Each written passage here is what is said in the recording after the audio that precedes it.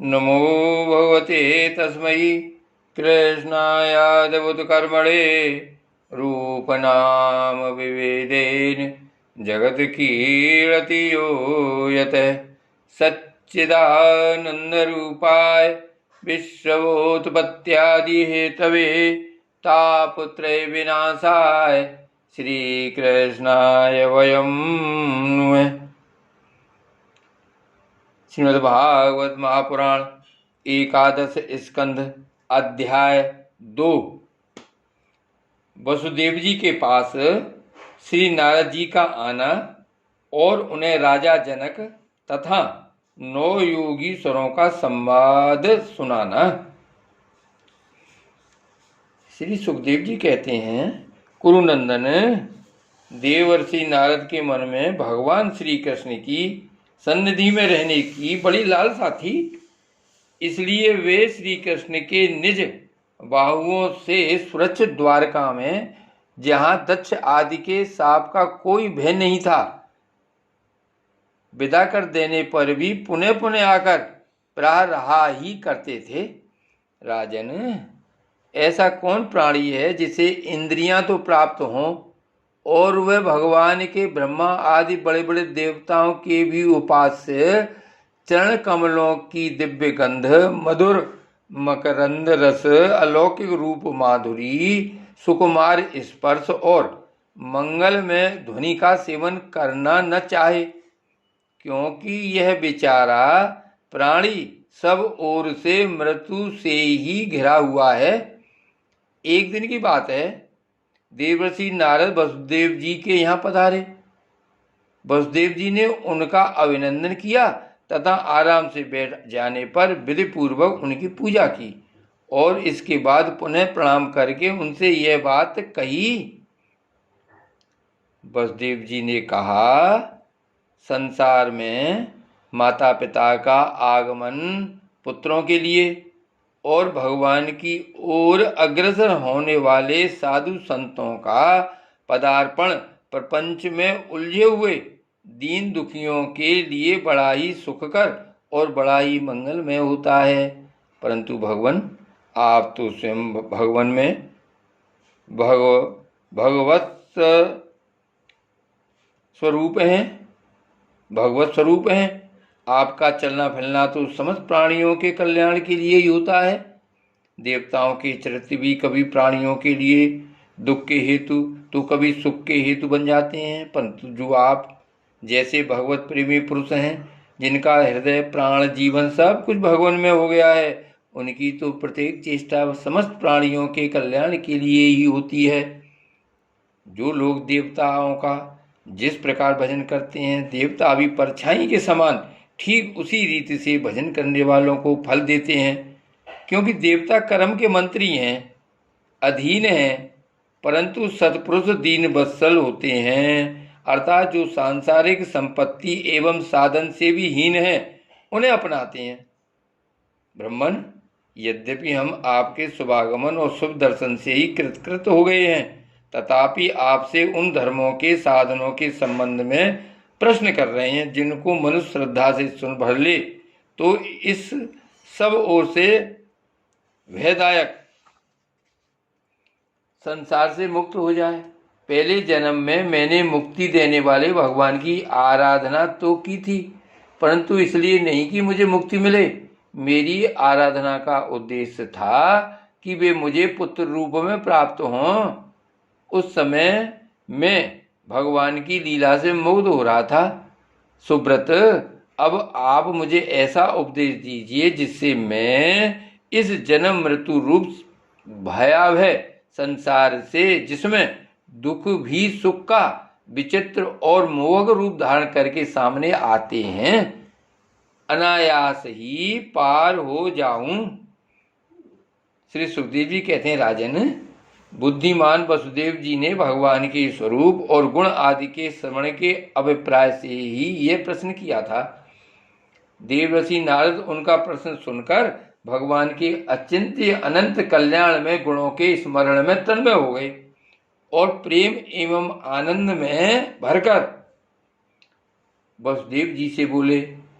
नारद जी ने कहा, यदुवंश शिरोमणे, तुम्हारा यह निश्चय बहुत ही सुंदर है, क्योंकि यह भागवत धर्म के संबंध में है, जो सारे विश्व को जीवन दान देने वाला है, पवित्र करने वाला है।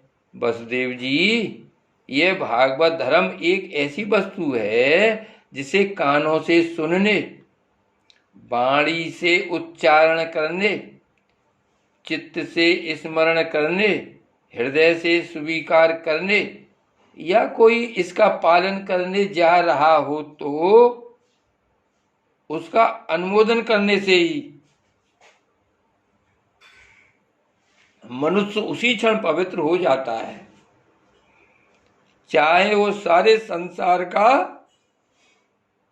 द्रोही ही क्यों न हो। जिनकी गुण, लीला और नाम आदि का श्रवण तथा कीर्तन पतितों को भी पावन करने वाला है, उन्हीं परम कल्याण स्वरूप मेरे आराध्य देव भगवान नारायण का तुमने आज मुझे स्मरण कराया। वसुदेव जी, तुमने मुझसे जो प्रश्न किया है, इसके संबंध में संत पुरुष एक प्राचीन इतिहास कहा करते हैं। वह इतिहास है ऋषभ के पुत्र 9 योगीश्वरों और महात्मा विदेह का शुभ संवाद। तुम जानते ही हो कि स्वयंभू मनु के एक प्रसिद्ध पुत्र थे प्रियव्रत। प्रियव्रत के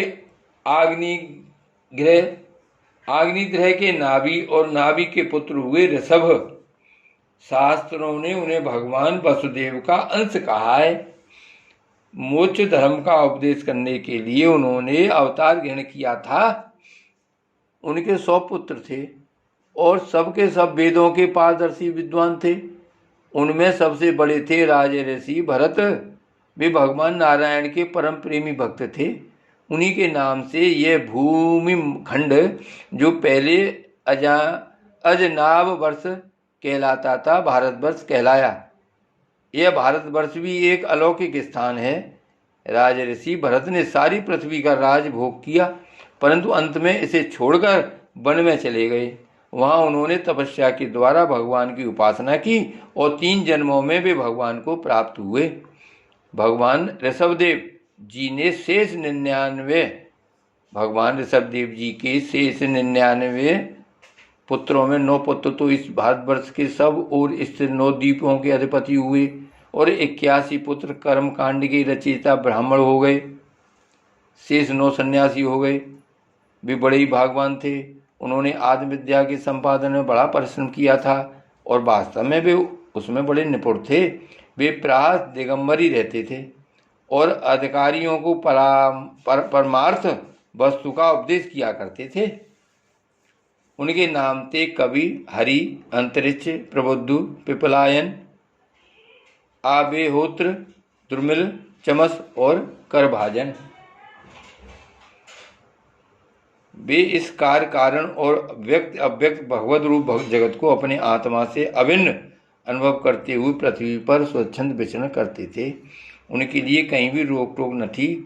वे जहाँ चाहते चले जाते।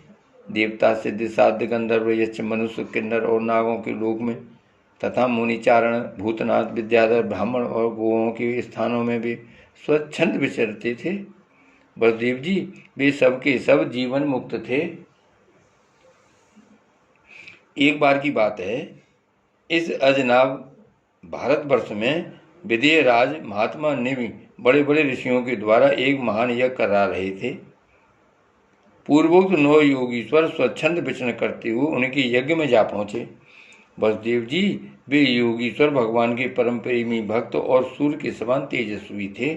उन्हें देखकर राजा निमि, आहवनीय आदि मूर्तिमान अग्नि और ऋतव्य आदि ब्राह्मण सब के सब उनके स्वागत में खड़े हो गए। विदेहराज निमि ने उन्हें भगवान के परम प्रेमी भक्त जानकर यथायोग आसनों पर बैठाया और प्रेम तथा आनंद से भरकर विधिपूर्वक उनकी पूजा की। वे 9 योगेश्वर अपने अंगों की कांति से इस प्रकार चमक रहे थे मानो साक्षात ब्रह्मा जी के पुत्र सनकादि मुनीश्वर ही हों। राजा निमि ने विनय से झुककर परम प्रेम के साथ उनसे प्रश्न किया। विदेहराज निमि ने कहा, भगवान, मैं ऐसा समझता हूँ कि आप लोग मधुसूदन भगवान के पार्षद ही हैं, क्योंकि भगवान के पार्षद संसारी प्राणियों को पवित्र करने के लिए विचरण किया करते हैं। जीवों के लिए मनुष्य शरीर का प्राप्त होना दुर्लभ है। यदि यह प्राप्त भी हो जाता है तो प्रतिक्षण मृत्यु का भय सिर पर सवार रहता है, क्योंकि यह क्षणभंगुर है। इसलिए अनिश्चित मनुष्य जीवन में भगवान के प्यारे और उनको प्यार करने वाले भक्तजनों का, संतों का दर्शन तो और भी दुर्लभ है। इसलिए त्रिलोक पावन महात्माओं, हम आप लोगों से यह प्रश्न करते हैं कि परम कल्याण का स्वरूप क्या है और उसका साधन क्या है। इस संसार में आदि क्षण का सत्संग भी मनुष्यों के लिए परम निधि है। योगी स्वरो, यदि हम सुनने के अधिकारी हों तो आप कृपा करके भागवत धर्मों का उपदेश कीजिए, क्योंकि उनसे जन्मादि विकार से रहित एक रस भगवान श्री कृष्ण प्रसन्न होते हैं और उन धर्मों का पालन करने वाले शरणागत भक्तों को अपने आप तक का दान कर डालते हैं। देवर्षि नारद जी ने कहा, वसुदेव जी, जब राजा निमि ने उन भगवत प्रेमी संतों से यह प्रश्न किया, तब उन लोगों ने बड़े प्रेम से उनका और उनके प्रश्न का सम्मान किया और सदस्य तथा ऋतव्यों के साथ बैठे हुए राजा निमि से बोले। पहले उन 9 योगी स्वरों में से कवि जी ने कहा, राजन, भक्तजनों के हृदय से कभी दूर न होने वाले अच्युत भगवान के चरणों की नित्य निरंतर उपासना ही इस संसार में परम कल्याण, आत्यांतिक क्षेम है और सर्वथा भय शून्य है, ऐसा मेरा निश्चित मत है। देह गेह आदि तुच्छ एवं असत पदार्थों में अहंता एवं ममता हो जाने के कारण जिन लोगों की चित्तवृत्ति उद्विग्न हो रही है, उनका भय भी इस उपासना का अनुष्ठान करने पर पूर्णतया निवृत्त हो जाता है। भगवान ने भोले वाले अज्ञानी पुरुषों को भी सुगमता से साक्षात अपनी प्राप्ति के लिए जो उपाय स्वयं श्री मुख से बतलाए हैं, उन्हें ही भागवत धर्म समझो। राजन, इन भागवत धर्मों का अवलंबन करके मनुष्य कभी विघ्नों से पीड़ित नहीं होता और नेत्र बंद करके दौड़ने पर भी, अर्थात विधि विधान में त्रुटि हो जाने पर भी, न तो मार्ग से स्खलित होता है और न तो पतित फल से वंचित ही होता है। भागवत धर्म का पालन करने वाले के लिए यह नियम नहीं है कि वह एक विशेष प्रकार का कर्म ही करे। वह शरीर से, वाणी से, मन से, इंद्रियों से, बुद्धि से, अहंकार से, अनेक जन्मों अथवा एक जन्म की आदतों से स्वभाववश जो जो करे, वह सब परम पुरुष भगवान नारायण के लिए ही है। इस भाव से उन्हें समर्पण कर दे। यही सरल से सरल सीधा सा भागवत धर्म है। ईश्वर से विमुख पुरुष को उनकी माया से अपने स्वरूप की विस्मृति हो जाती है और इस विस्मृति से ही मैं देवता हूँ, मैं मनुष्य हूँ, इस प्रकार का भ्रम विपर्य हो जाता है। इस देह आदि अन्य वस्तु में अभिनिवेश तन्मयता होने के कारण ही बुढ़ापा, मृत्यु, रोग आदि अनेकों में होते हैं। इसलिए अपने गुरु को ही आराध्य देव परम प्रियतम मानकर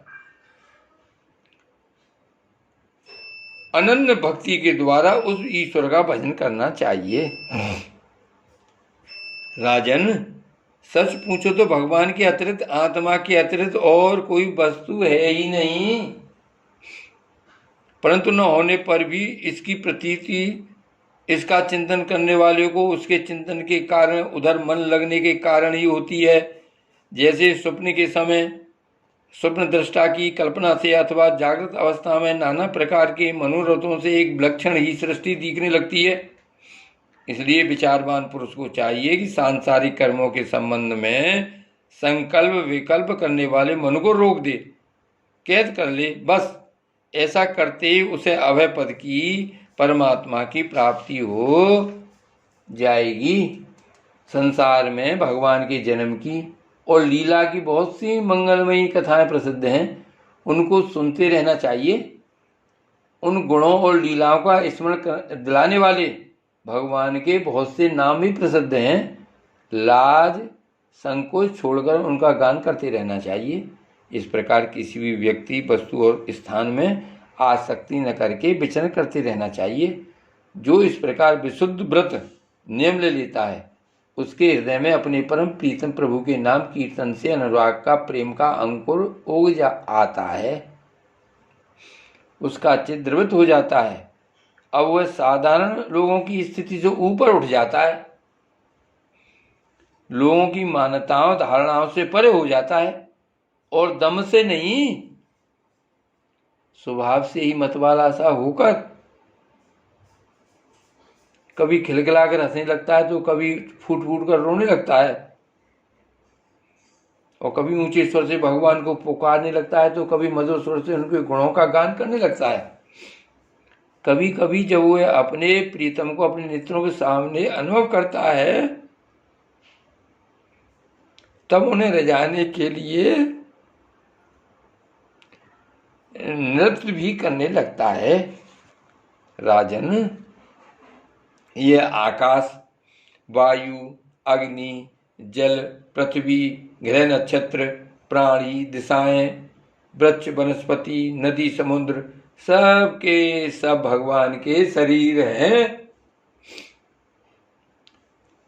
सभी रूपों में स्वयं भगवान प्रकट हैं। ऐसा समझकर वह जो कोई भी उसके सामने आ जाता है, चाहे वह प्राणी हो या अप्राणी,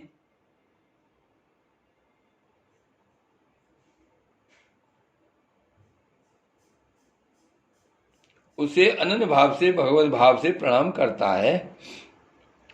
जैसे भोजन करने वाले को प्रत्येक ग्रास के साथ ही तुष्टि, तृप्ति अथवा सुख, पुष्टि, जीवन शक्ति का संचार और क्षुधा निवृत्ति ये तीनों एक साथ होते जाते हैं, वैसे ही जो मनुष्य भगवान की शरण लेकर उनका भजन करने लगता है, उसे भजन के प्रत्येक क्षण में भगवान के प्रति प्रेम, अपने प्रेमास्पद प्रभु के स्वरूप का अनुभव और उनके अतिरिक्त अन्य वस्तुओं में वैराग्य, इन तीनों की एक साथ ही प्राप्ति होती जाती है। राजन, इस प्रकार जो प्रतिक्षण एक ही वृत्ति के द्वारा भगवान के चरण कमलों का ही भजन करता है, उसे भगवान के प्रति प्रेममयी भक्ति, संसार के प्रति वैराग्य और अपने प्रियतम भगवान के स्वरूप की स्फूर्ति, ये सब अवश्य ही प्राप्त होते हैं। वह भागवत हो जाता है, और जब ये सब प्राप्त हो जाते हैं तब वह स्वयं परम शांति का अनुभव करने लगता है। राजा नबी ने पूछा, योगीश्वर, अब आप कृपा करके भगवत भक्त का लक्षण वर्णन कीजिए। उसके क्या धर्म है और कैसा स्वभाव होता है? वह मनुष्यों के साथ व्यवहार करते समय कैसा आचरण करता है, क्या बोलता है और किन लक्षणों के कारण भगवान का प्यारा होता है?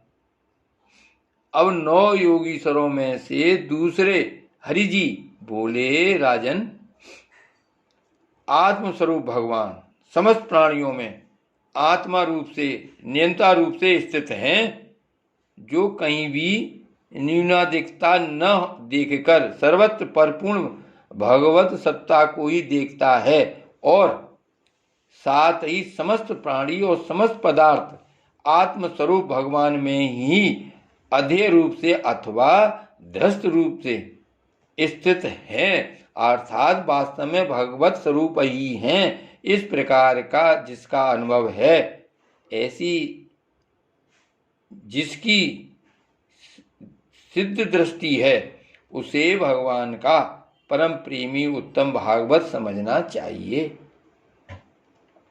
जो भगवान से प्रेम, उनके भक्तों से मित्रता, दुखी और अज्ञानियों पर कृपा, तथा भगवान से द्वेष करने वालों की उपेक्षा करता है, वह मध्यम कोटि का भागवत है। और जो भगवान के अर्चा, विग्रह, मूर्ति आदि पूजा तो श्रद्धा से करता है, परंतु भगवान के भक्तों या दूसरे लोगों की विशेष सेवा शुश्रूषा नहीं करता, वह साधारण श्रेणी का भगवत भक्त है।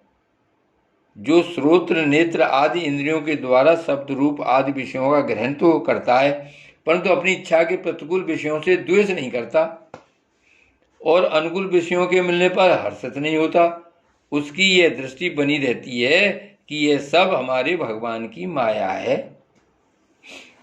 वह पुरुष उत्तम भागवत है। संसार के धर्म हैं जन्म, मृत्यु, भूख प्यास, श्रम कष्ट, भय और तृष्णा। ये क्रमशः शरीर, प्राण, इंद्रिय, मन और बुद्धि को प्राप्त होते ही रहते हैं। जो पुरुष भगवान की स्मृति में इतना तन्मय रहता है कि इनके बार बार होते जाते रहने पर भी उनसे मोहित नहीं होता, पराभूत नहीं होता, वह उत्तम भागवत है। जिसके मन में विषय भोग की इच्छा, कर्म प्रवृत्ति और उनके बीज वासना का उदय नहीं होता, और जो एकमात्र भगवान वासुदेव में ही निवास करता है, वह उत्तम भगवत भक्त है। जिनका इस शरीर में न तो सतकुल में जन्म, तपस्या आदि कर्म से तथा न वर्ण, आश्रम एवं जाति से ही अहम भाव होता है, वह निश्चय ही भगवान का प्यारा है। जो धन संपत्ति अथवा शरीर आदि में यह अपना है और यह पराया, इस प्रकार का भेदभाव नहीं रखता, समस्त पदार्थों में समस्वरूप परमात्मा को देखता है, समभाव रखता है तथा किसी भी घटना अथवा संकल्प से विच्छिन्न न होकर शांत रहता है, वह भगवान का उत्तम भक्त है। राजन, बड़े बड़े देवता और ऋषि मुनि भी अपने अंतःकरण को भगवान में बनाते हुए जिन्हें ढूंढते रहते हैं, भगवान के ऐसे चरण कमलों से आधे क्षण, आधे पल के लिए भी जो नहीं हटता, निरंतर उन चरणों की सन्निधि और सेवा में ही संलग्न रहता है। यहाँ तक कि कोई स्वयं उसे त्रिभुवन की राजलक्ष्मी दे तो भी वह भगवत स्मृति का तार नहीं तोड़ता, उस राजलक्ष्मी की ओर ध्यान ही नहीं देता। वही पुरुष वास्तव में भगवत भक्त वैष्णवों में अग्रगण्य है, सबसे श्रेष्ठ है। रास लीला के अवसर पर नृत्य गति से भांति भांति के पाद विन्यास करने वाले निखिल सौंदर्य माधुर्य निधि भगवान के चरणों के अंगुल नख की मणि चंद्रिका से जिन शरणागत भक्त जनों के हृदय का विरह जन संताप एक बार दूर हो चुका है, उनके हृदय में वह फिर कैसे आ सकता है। जैसे चंद्रोदय होने पर सूर्य का ताप नहीं लग सकता, व्यवस्था से नामोच्चारण करने पर भी संपूर्ण अगराशि को नष्ट कर देने वाले स्वयं भगवान श्री हरि, जिसके हृदय को क्षण भर के लिए भी नहीं छोड़ते हैं, क्योंकि उसने प्रेम की रस्सी से